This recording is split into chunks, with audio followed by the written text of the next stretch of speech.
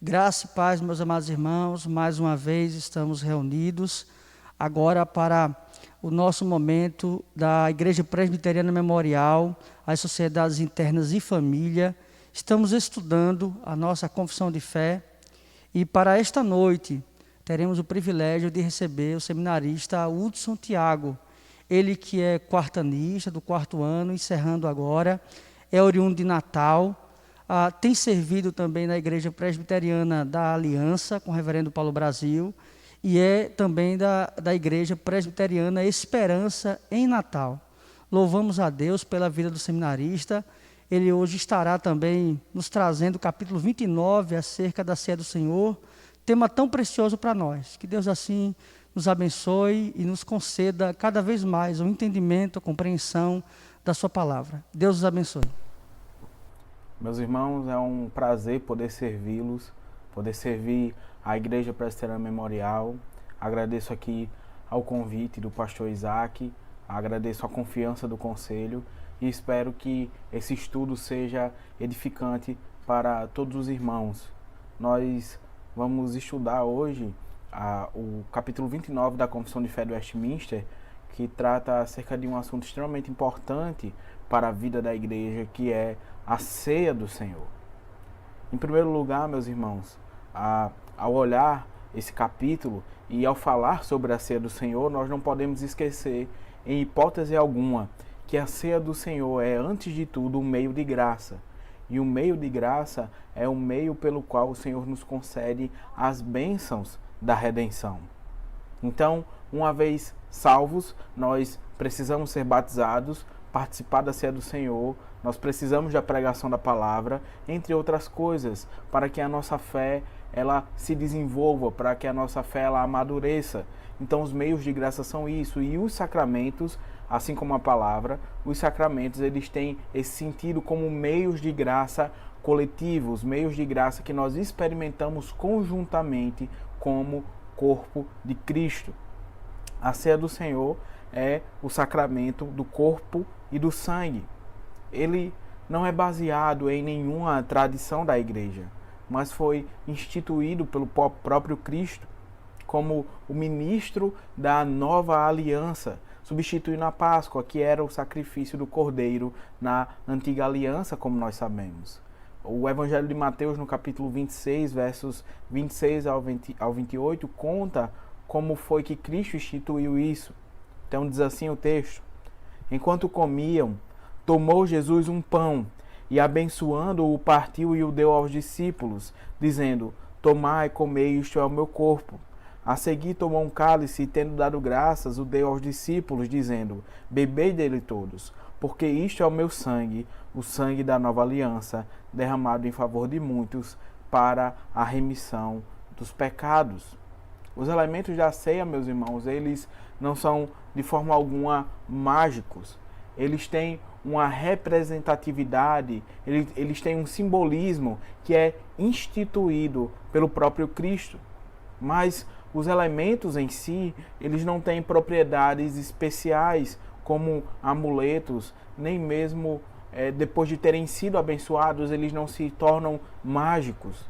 Isso nos leva a duas conclusões. Primeiro, por terem sido instituídos por Cristo, estes elementos eles não podem ser mudados. Ou seja, eu não posso fazer a ceia do Senhor com biscoito, maisena e suco de maracujá, por mais que eu ache isso agradável. Os elementos eles foram instituídos pelo próprio Deus, pelo próprio Jesus Cristo. Só Ele tem autoridade para fazê-lo. A segunda questão é que, por terem sido instituídos por Cristo como símbolos, eles não podem ser tratados como tendo poderes em si mesmo. Então, meus irmãos, vemos que a ceia do Senhor, justamente por ter este aspecto especial dado pelo próprio Cristo, de ter sido efetivado ali antes da sua crucificação em conjunto com os seus discípulos, de que ela não é restrita a uma parte, a uma parcela do povo de Deus. Não é restrita, por exemplo, aos oficiais da igreja, mas todos os membros batizados e que fizeram a sua profissão de fé, eles devem participar publicamente da ceia do Senhor. Vemos nos relatos do Evangelho sobre a ceia que os elementos foram ali compartilhados pelos discípulos, pelo próprio Cristo. Isso nos leva a considerar aquilo que a Confissão de Fé de Westminster coloca, de que a ceia do Senhor é um vínculo e penhor da comunhão com Cristo e de nós uns com os outros, como membros do seu corpo místico.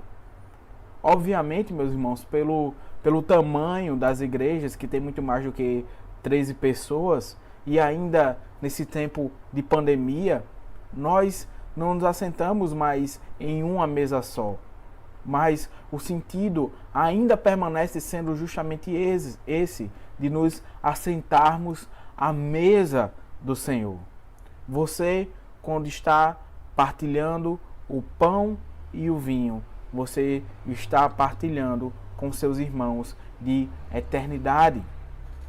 Então, meus irmãos, isso nos leva a entender que a ceia do Senhor, ela não pode também ser privada.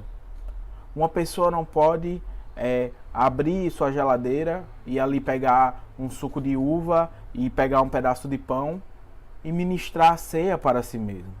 A ceia do Senhor deve ser feita somente na comunhão, no ajuntamento do povo de Deus, no culto solene. Por isso, o apóstolo Paulo chama a atenção da igreja de Coríntios, quando ele afirma que eles estavam se reunindo para pior e não para melhor, porque eles estavam fazendo a ceia de forma desordenada. Então ele reafirma que a ceia é uma declaração da unidade da igreja do Senhor. É isso que nós vemos na primeira carta do apóstolo Paulo aos Coríntios, no capítulo 10, no verso 16 até o verso 17, que diz assim o texto: Porventura, o cálice da bênção que abençoamos não é a comunhão do sangue de Cristo? O pão que partimos não é a comunhão do corpo de Cristo? Porque nós, embora muitos, somos unicamente um pão, um corpo, porque todos participamos do único pão. E em 1 Coríntios capítulo 12, verso 13, ele diz: E a todos nós foi dado de beber um só Espírito. Então, o que a Confissão de Fé de Westminster e a própria Escritura nos mostra, meus irmãos, é de que este evento da ceia do Senhor, que tem toda essa importância a qual nós estamos descrevendo aqui, essas características que nós estamos descrevendo aqui, este evento é um evento perpétuo na igreja, é um evento que se repete até o fim do mundo, até a consumação dos séculos. Diferente do batismo, que é uma marca que é feita uma única vez na vida do crente, assim como o crente nasce apenas uma vez no Espírito, nós somos regenerados apenas uma vez no Espírito. A entrada do povo de Deus só acontece uma vez, por isso o batismo ele não se repete todos os meses.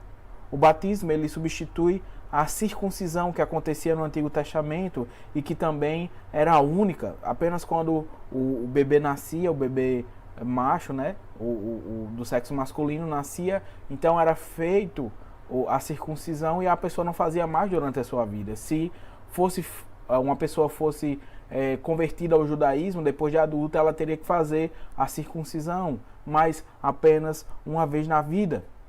A ceia do Senhor, ela acontece com certa frequência, e isso aí vai depender da circunstância, do próprio conselho que vai decidir se é uma vez por mês, se é a cada 15 dias, se é todos os domingos, desde que isso seja feito com frequência. E tem o objetivo de comunicar continuamente a lembrança da morte de Cristo, justamente porque é a nossa libertação do reino das trevas para o reino do Filho do seu amor. Assim como a Páscoa, ela era feita todos os anos lembrando a saída do Egito. Por isso, a memória que deve ser guardada na ceia é de uma comemoração, como diz a Confissão de Fé de Westminster, que será feita até o retorno de Cristo. E o que nós usamos, meus irmãos, para estudar com mais efetividade a Confissão de Fé de Westminster foi justamente o guia de estudo da Confissão de Fé de Westminster, do Chad Van Dixhoorn. E ele aponta algumas como é que eu posso dizer, alguns insights, algumas aplicações que são muito interessantes para nós. Por exemplo, ele vai falar que diante disso que foi exposto, nós devemos compreender que este momento da ceia, ele não é de forma alguma uma reedição do sacrifício de Cristo. O cordeiro, ele era anualmente morto. Os sacrifícios, eles eram anualmente oferecidos no templo. Mas isso porque eram figuras imperfeitas do Antigo Testamento que apontavam para a perfeição de Cristo. Então, a ideia católica romana de que todos os domingos, em toda a missa, Cristo está sendo novamente sacrificado é uma ideia errada. E nós vamos ver como essa ideia ela é biblicamente errada. E isso está em Hebreus capítulo 10, do verso 1 ao verso 4. É dito o seguinte sobre esses sacrifícios do Antigo Testamento. Ora, visto que a lei tem sombra dos bens vindouros, não a imagem real das coisas, nunca jamais pode tornar perfeitos os ofertantes com os mesmos sacrifícios que ano após ano, perpetuamente, eles oferecem. Doutra sorte, não teriam cessado de ser oferecidos, porquanto os que prestam culto, tendo sido purificados uma vez por todas, não mais teriam consciência de pecados? Entretanto, nestes sacrifícios, faz-se recordação de pecados todos os anos, porque é impossível, veja só o detalhe no verso 4, é impossível que o sangue de touros e de bodes remova pecados. A obra de Jesus já está consumada. Como ele mesmo bradou na cruz antes de morrer, antes de entregar o seu espírito nas mãos do Pai. Achar que a ceia é um novo sacrifício é negar a obra de Cristo na cruz. É negar a perfeição do seu ofício como nosso mediador. Como também está no livro de Hebreus, no capítulo 9. Diz assim, a partir do verso 24. Porque Cristo não entrou em santuário feito por mãos, figura do verdadeiro, porém no mesmo céu, para comparecer agora por nós diante de Deus, nem ainda para oferecer a si mesmo muitas vezes como o sumo sacerdote, cada ano entra no Santo dos Santos com sangue alheio. Ora, neste caso seria necessário que ele tivesse sofrido muitas vezes, desde a fundação do mundo. Agora, porém, ao se cumprirem os tempos, se manifestou uma vez por todas para aniquilar pelo sacrifício de si mesmo o pecado. Os benefícios da ceia do Senhor, meus irmãos, eles são verdadeiros, porque aquilo que Cristo fez foi verdadeiro e foi definitivo. E a ceia do Senhor tem justamente esse sentido de nos fazer lembrar este sacrifício perfeito de Cristo, nos levando assim a crescer com uma boa nutrição espiritual, além de fazer o nosso coração ser movido em gratidão a obedecer à vontade revelada de Deus, reforçando assim o vínculo especial, o vínculo espiritual que nós temos para com o nosso Senhor e que nós temos para com os nossos irmãos. Tudo isso se faz presente porque Cristo está espiritualmente na ceia. Então, a ceia não é uma repetição do sacrifício de Cristo, mas ele se faz presente espiritualmente na ceia, não apenas como uma lembrança, mas verdadeiramente. Nós veremos isso mais claramente um pouco mais à frente. Participando deste valioso sacramento, nós estamos reafirmando o nosso vínculo de lealdade para com o nosso Senhor. É por isso que nós não nos autodisciplinamos quando nós cometemos pecados. A ceia do Senhor é um chamado constante ao arrependimento. Por isso, existe uma importância muito grande em prepararmos o nosso coração.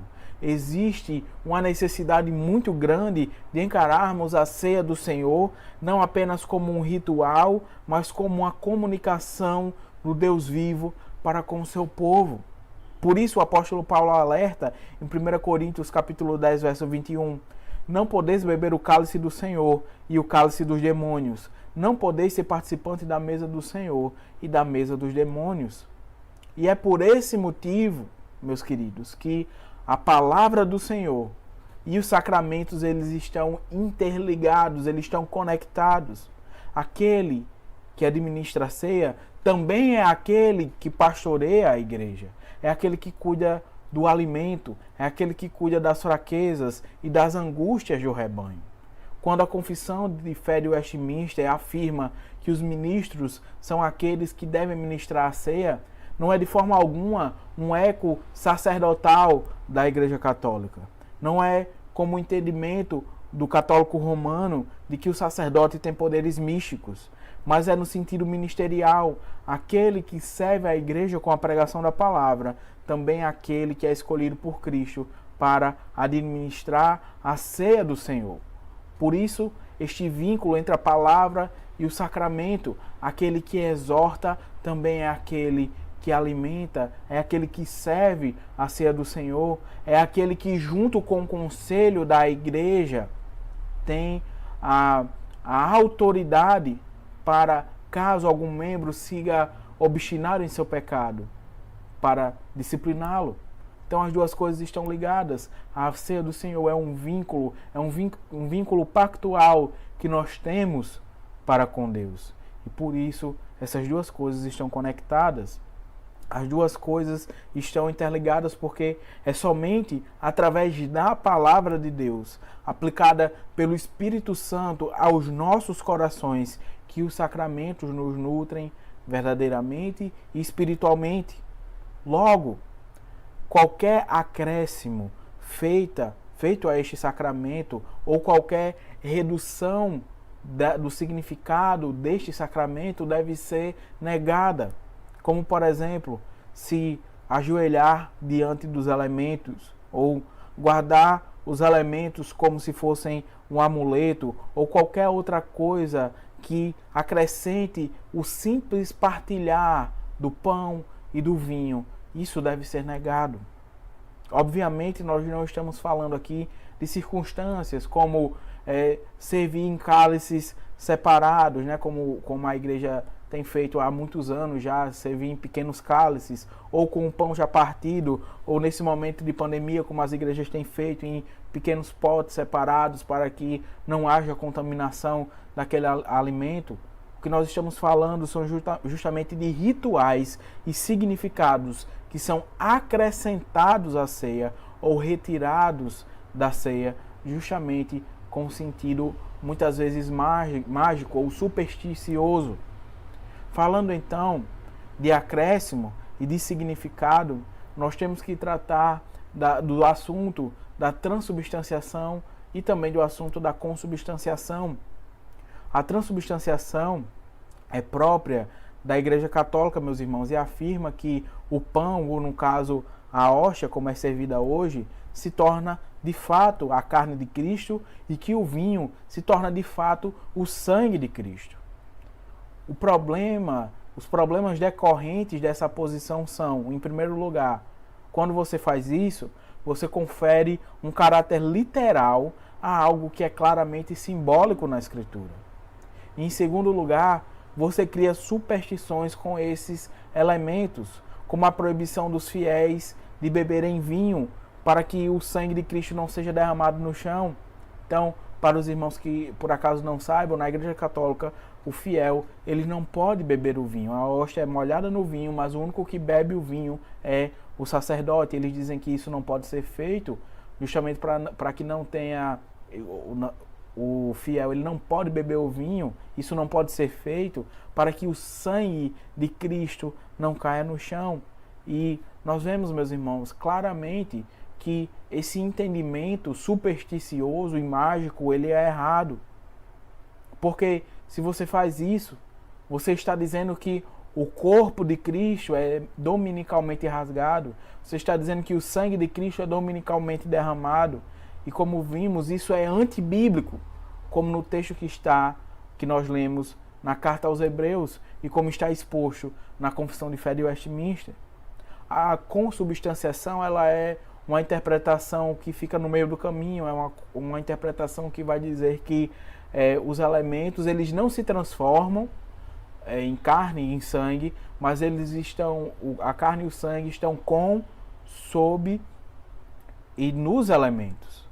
Então, nós podemos afirmar que essa é uma ideia que busca, então, conciliar a ideia da transubstanciação, tenta negar a ideia da transubstanciação, mas também não chega ao outro extremo de dizer, não, o pão e o vinho eles não se tornam o corpo e o sangue, mas eles afirmam algo que fica ali no meio do caminho.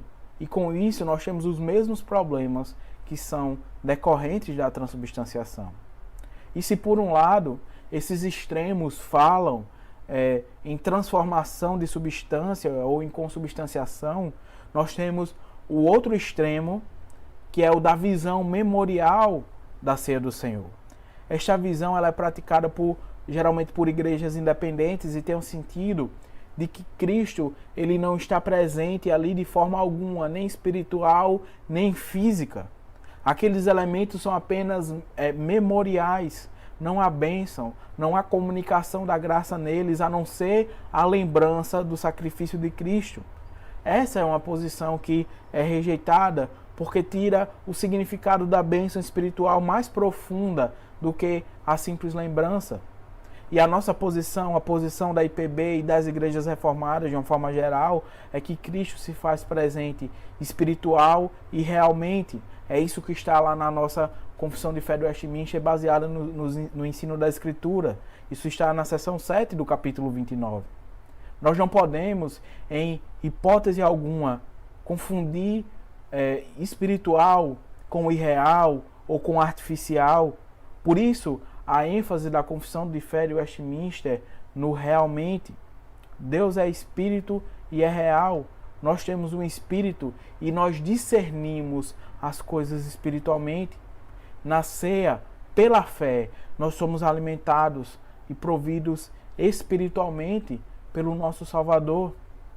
É por isso, meus irmãos, que aqueles que não são regenerados, que não são crentes, esses não têm nenhum benefício em participar da ceia. Tudo que eles conseguem é condenação para si, como afirma o apóstolo Paulo em 1 Coríntios capítulo 11, verso 27. Por isso, aquele que comer o pão ou beber o cálice do Senhor indignamente será réu do corpo e do sangue do Senhor.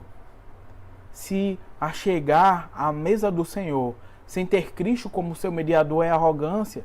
Jesus ele é o único mediador entre o Pai e os homens. Somente por intermédio dele nós somos abençoados na ceia. Somente nele nós podemos nos ajoelhar diante do Senhor e chamá-lo de Pai. Se alguém não está em Cristo e participa mesmo assim da ceia, não acumula bênção, mas dano para si. Então, meus queridos, é por esse motivo que nós reforçamos que somente o conselho da igreja, o conselho de presbíteros da igreja, que também são pastores, que cuidam das ovelhas do Senhor, pode, em alguns momentos, para disciplinar um membro, afastá-lo da mesa do Senhor, para que ele seja corrigido, para que ele seja restaurado. E então, ele tenha novamente condições de se assentar à mesa do Senhor. Isso nos lembra, então, uma importante advertência do apóstolo Paulo, também em 1 Coríntios 11, quando ele diz no verso 28, examine-se, pois, o homem a si mesmo, e assim coma do pão e beba do cálice, pois quem come e bebe sem discernir o corpo, come e bebe juízo para si. Veja que o apóstolo não diz, examine-se e escolha se você vai participar ou não. Você deve se examinar, você deve deixar de lado o seu pecado, você deve se arrepender, você deve vigiar o seu coração, você deve discernir. Então ele diz, e participar da ceia do Senhor. Se o seu coração está obstinado, você precisa ser tratado, você precisa ser corrigido pelo seu pastor, pelo seu conselho, e não de uma autodisciplina. Não é isso que você precisa. Então, meus irmãos, nós vemos como a ceia do Senhor, ela é reconfortante, ela é um alívio para nós, porque ela nos nutre espiritualmente, ela nos lembra do pacto do Senhor para conosco, ela nos lembra que um homem inocente e puro teve a sua carne rasgada, o seu sangue derramado em nosso lugar, e de que a nós só cabe crer com gratidão e com esperança. Em suma, meus irmãos, os teólogos de Westminster trouxeram para nós de maneira concisa a maravilha que é podermos nos assentar à mesa do Senhor.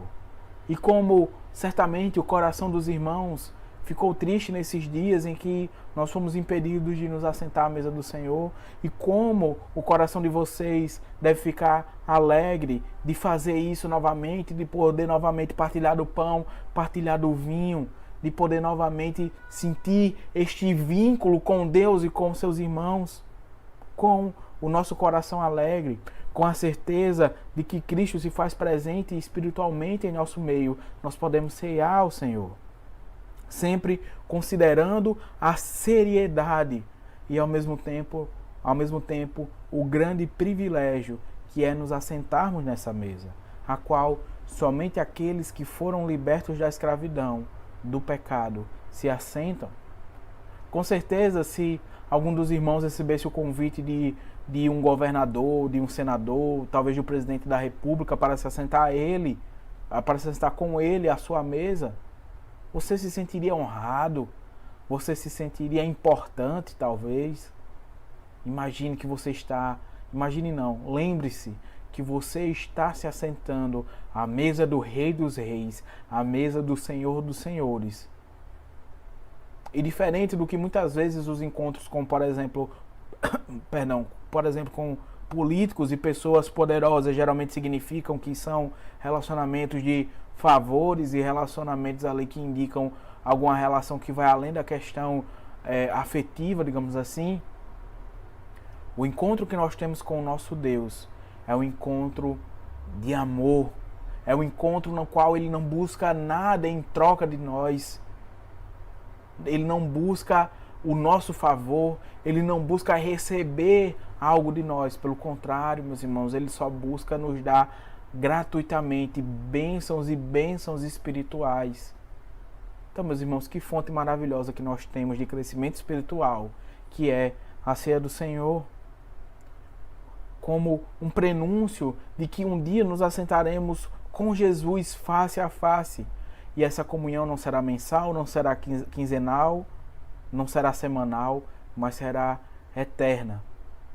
Então, meus irmãos, meu desejo é que Deus lhes abençoe e que a confissão de fé possa servir como um guia de exposição fiel das Escrituras, para que os irmãos possam também se deleitar nessas verdades tão gloriosas expostas ali de forma resumida, porém de forma profunda. E este também é o caso desse capítulo 29 que nós estudamos aqui de maneira bastante panorâmica. Vamos encerrar então esse estudo orando ao nosso Deus. Deus eterno, muito obrigado, Pai, porque a Tua palavra nos diz de um Deus vivo, de um Deus verdadeiro e de um Deus que não é indiferente, de um Deus que não é distante de nós, mas um Deus que se comunica conosco através da palavra e através dos meios de graça.